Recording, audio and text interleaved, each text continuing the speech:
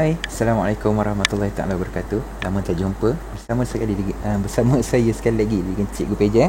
So, hari ini Cikgu Peja nak berkongsi sedikit bagaimana nak menukarkan fungsi kuadratik kepada bentuk vertex. Jom kita buat sama-sama. Kat sini saya ada dua soalan. Okey, ini yang pertama. Okey. Yang pertama saya akan buat dua contoh. So daripada soalan yang pertama ni, fx sama dengan 2x kuasa 2 tambah 9x. Okey, tambah 10. Bagaimana nak menukarkan ia kepada bentuk vertex? So, step yang pertama. So, pastikan, tengok dia punya A. Okey, kita akan tukarkan A ini kepada 1 dahulu. Okey, so pastikan dia ditukarkan kepada 1 dulu. Okey, jadi kita buat. Okey, nak tukarkan persamaan ni kepada bentuk vertex, bahagi dengan 2. Supaya kita, kenapa bahagi 2? Sebab kita nak A dia jadi 1. Okey, bila kita bahagi 2, kita akan dapat fx per 2 sama dengan x kuasa 2 tambah 9 per 2 x tambah dengan 5. Okey, so step yang pertama selesai. A dah jadi 1. Okey, step kedua. Step kedua adalah, okey, step pertama A sama dengan 1. Step kedua, kita akan tambah B per 2 dan juga kuasa 2 dan juga tolak dengan B per 2 kuasa 2. Ini kaedah sempurna kuasa 2. Sama je macam kita belajar sebelum ni. Okey, kita akan menyempurnakan kuasa 2 dia. Okey, jadi kita buat. Kita akan tambahkan x kuasa 2 tambah dengan 9 per 2 x. Jadi kita akan tambah b per 2 tambah dengan b per 2. Okey, kita ada b per 2. Siapakah b kita? 9 per 2. Itu adalah b kita. Jadi kita akan bahagikan dengan 2. Jadi 9 per 2 bahagi 2, kita akan dapat 9 per 4. Okey, kuasa 2. Okey, tolak dengan benda yang sama, b per 2 kuasa 2, iaitu 9 per 4 kuasa 2. Kemudian tambahkan dengan 5. Okey, next. Seterusnya, kita akan faktorkan. Okey, step yang ketiga. Faktorkan Faktorkan 3 yang pertama. Okey, 3 yang pertama. Siapakah 3 yang pertama? Ini dia. 1, 2, 3. Itu 3 yang pertama. Jadi kita akan faktorkan dia. Okey, bila kita faktorkan, apa yang kita akan dapat ialah x. Kita akan salin balik simbol ini. Okey, tambah. Kemudian kita akan salin apa yang dalam kurungan yang pertama, iaitu b per 2 tadi, 9 per 4. Okey, kemudian kita buat kurungan kuasa 2. Okey, kemudian yang luar kurungan, 3 yang pertama tadi kita dah faktorkan. Kemudian 2 yang terakhir itu ialah tolak dengan 9 per 4 kuasa 2 tambah dengan 5.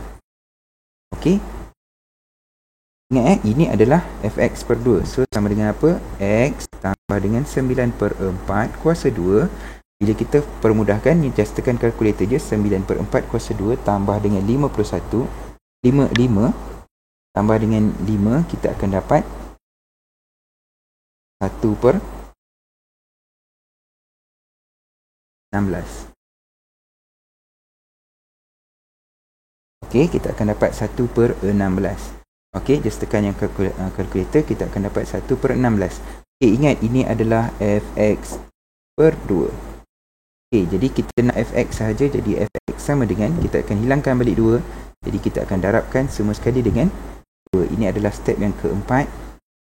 Step keempat, kembalikan semula yang perkali bagi A. Okey, kembali balik perkali A. Okey, perkali A kita. Okey, jadi kembalikan balik. Jadi kita akan darabkan semula. Kita darab dengan 2, kita akan dapat 2x tambah dengan 9 per 4 kuasa 2 tolak dengan 1 per 16 darab dengan 2, kita akan dapat 1 per 8. Okey, selesai contoh yang pertama. So, ingat step yang pertama ialah jadikan A sama dengan 1. Step kedua, faktorkan. Step kedua, tambahkan B per 2 kuasa 2 dan tolak B per 2 kuasa 2. Step ketiga, faktorkan 3 sebutan yang pertama. Kemudian yang keempat, kembalikan perkali bagi A. Okey. Okey, kita tengok contoh yang kedua. Kita buat sama-sama. Okey, contoh yang kedua. Okey, di sini. Okey, kita nak tengok contoh nak selesaikan yang ni. Okey, so kita akan buat tambah sikit soalan dia. Tambah sikit. Dia ni ada negatif sepatutnya. Ditukarkan soalan dia kepada fx sama dengan negatif 3x kuasa 2 tambah dengan 2x tambah 1.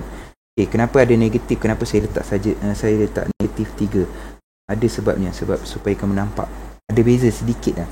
Okay, stepnya tetap sama, tetapi dia akan menyebabkan kamu faham lebih mendalam sekiranya ada negatif tu. Okey, jadi step yang pertama kita akan jadikan A sama dengan 1. Jadi apa nak buat? Kita akan bahagikan dengan 3. Okey, kita bahagi dengan 3. Jadi kita akan, bukan 3, negatif 3, sorry.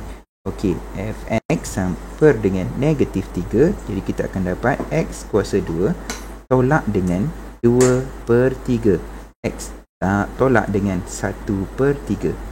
Okey, kenapa dapat 2/3? Sebab kita bahagi dengan negatif 3. 2 bahagi negatif 3 dapat negatif 2/3. Sama juga dengan negatif 1/3. Okey. Okey, step yang pertama selesai.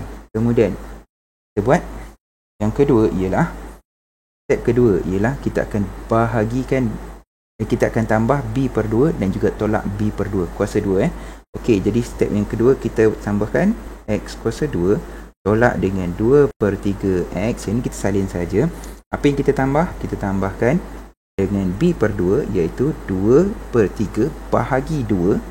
Okay, negatif 2/3 bahagi 2 dapat negatif 2/6.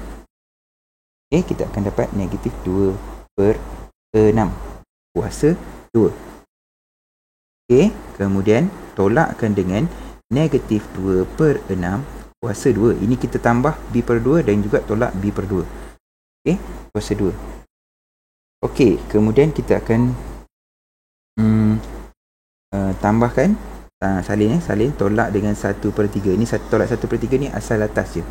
Okay, kemudian yang kita buat apa? Kita akan faktorkan 3 yang pertama. Okay, faktorkan 3 yang pertama. 1, 2, 3 yang pertama kita faktorkan, kita akan